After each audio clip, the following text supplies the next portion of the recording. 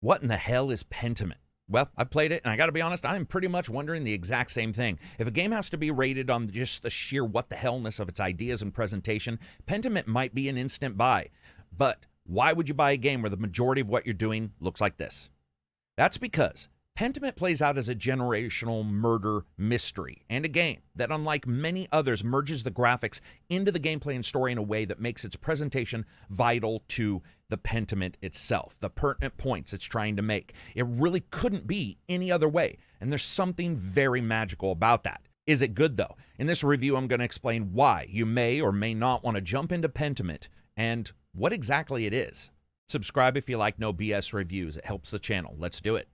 Pentiment starts out with you playing as an exasperated artist named Andreas, who spends the first 30 minutes being talked down to by higher-ups, hit on the feet by kids while he's sleeping, and knocked down by court jesters practicing for the Prince of Fools contests. It's during the tenuous moments in the world, during the medieval period and the early modern period mixing together, finishing up his journeyman years, you find out that a couple last jobs producing manuscripts is available, and so you head on in. Andreas' life gets a bit more interesting than just seeing if the sheep had been shorn when a visitor in the small town's murdered, and by circumstances that he himself put into a position, you get to find out why and investigate it. In many ways, this is a 2D walking learning title like Oxenfree, but also a generational murder mystery that feeds into the original meaning of the game's name, Pentiment, which is a term used to describe the reuse of old parchment by erasing earlier writings and art and putting new art down, like the current refactoring of history that we see in the world right now, but in old pissy librarian lady form. Graphically, the game does everything it can to nail the artistic values of manuscripts. It even has an awesome big head mode, which I'm pretty sure the original manuscripts probably didn't have, but here I found myself messing around with it probably more than I should. Even right at the starting, where you begin forming your own version of Andreas by picking and choosing where he's traveled and what he's learned, which then lets you use those subject matters in conversations and investigations where those prompts are available. The main gameplay is played as a choose-your-own-adventure game where you take on the part of this artist working on manuscripts in this small town. Moving around the church and its grounds as well as the town itself, you begin to piece together the lives of all these people nearby, the difficulties they have in this time frame, and their lives during, well, the Middle and Modern Ages. Then things start to go wrong. The game's unique typeface means it's consistently representing itself as an old-style parchment artwork, and that's the best part. It has just this unique feel to it that's impossible to confuse this game with anything else. I love the idea of it, but at the same time, this game takes a long time to get started. The time frame, that's fine. Even the process in which I didn't find some things at first interesting in Pentiment just didn't really grow on me. I like the growth of the characters. They were impressive to see, and that's one of the huge benefits of a text game like this where so much writing can be used. In the game glossary, you can jump in and see what the different stories and different terms and meanings are, but it is actually pretty cumbersome to use. The game really has that idea that you're looking in a book for your glossary, and with so much data to actually be given to you, that can become really cumbersome because there is a lot of terms you're going to be jumping into that glossary to pick up on. If you don't, you might miss something. It looks like it was copied down from old books, and that got my attention. And because of that, there were some surprises I wasn't expecting. The way that those different bits of information were delivered doesn't follow the expected formula of a lot of other games, like running a calculation in the back of your mind. Games a lot of times take time to articulate their patterns and ideas, like sentences spelled out letter by letter with foreign words until each one's understood and sounded out, and then later read normally by the player as their own ideas or as the comforting feeling of you sort of knowing exactly what's going on. Pentiment never gets there. It also passes into its later 1/3 hours before really even starting to have anything happen. It lets you develop your own ideas and opinions about everyone in the game world before the murder happens, and that sees you taking on the detective role part. Nevertheless, it is really hard to get through that first section of the game. As you move around, learning clues and questioning those in the town after the murder, time consistently passes, with mealtime sectioning off moments as you sit down and talk to a family and friends while picking away at some questionable foodstuffs everyone's made for you. I love the idea of food time being so important. This is something we've seen in more games as well, gathering for meals. That was one of the things that many families did at this time, and you get a real idea of every family and person, what they discuss, and their thoughts on the world, and the idiosyncrasies of all these people that may have a slightly different way of acting behind closed doors. And this is also augmented by the idea that many years pass throughout the identification of the murderer, or your supposed identification, the investigation, and then the ramifications that continue rolling out as your main character ages through the chapters. In that way, it's a reflection of the artwork itself, being created, then adjusted, then at times when new information is presented, erasing and writing over those new areas and thoughts and conclusions. One of the problems with this game, though, is that 2D art form itself. A lot of paths are very restricted in trying to lock your character into them to move, and you'll see a lot of times where you think, I can go down, can't I? And you actually can't. Or I can go to the left, can't I? And you actually can't. Also, because of the way the game's presented, at first you will most likely be very confused about which room leads to which other room, because spatially, at times, doesn't make a lot of sense.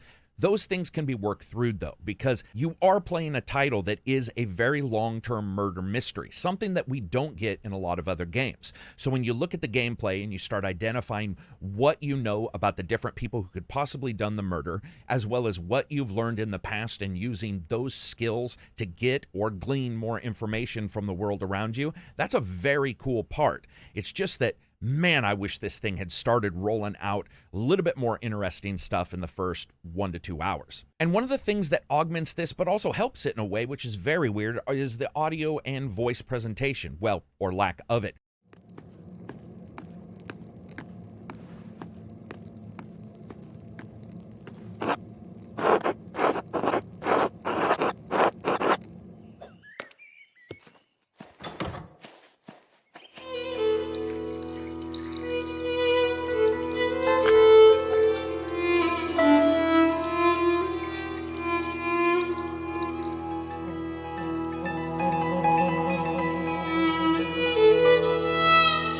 One place I do feel that the game is missing is a bit in the music, for two reasons, most likely driven by design. The first is to let that environmental moment push up and to have you not worry about a track, a musical track in particular, fitting every single location and every single moment in each room, as a conversation can dramatically change with some characters depending on the time frame and what subject you bring up. But after hours of playing it, it can actually make everything feel more basic in presentation and style than it really is. The next is that the sound effects for the writing are hard to listen to. It straight up is that evil teacher in Harry Potter making the kids scratch out words on their arms.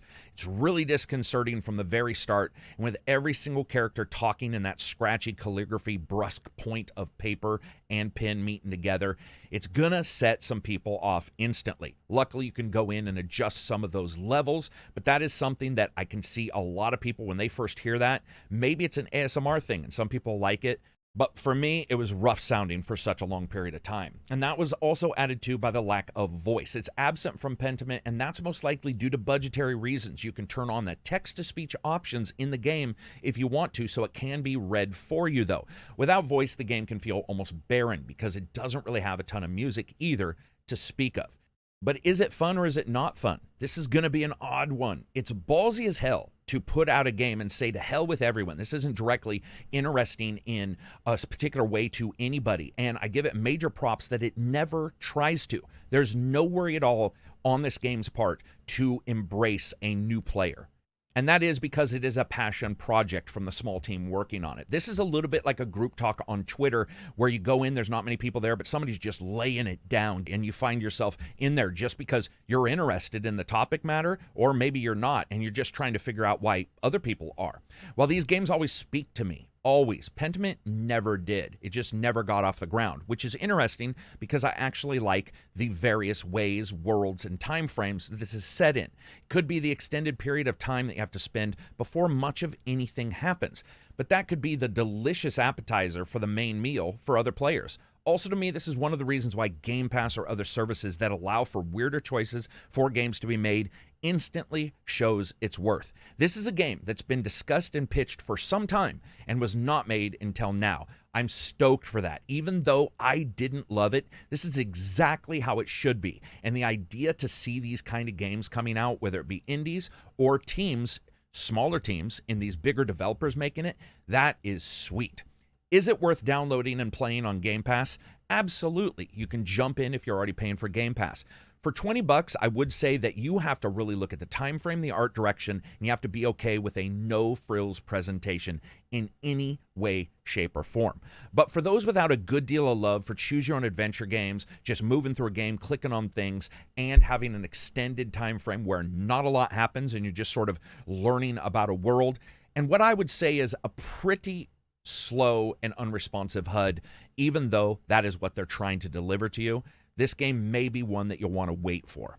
I just think it's so awesome to see titles like this where there's really nothing wrong with it, but it's going out there and trying to do something different and show something different in a way like this. I have no issue with saying, hey, you know what? It's not bad. It's just absolutely not for me, and it's probably for a very particular audience. But to me, that's exactly the way a lot of these games should be, and some of the more exciting games are.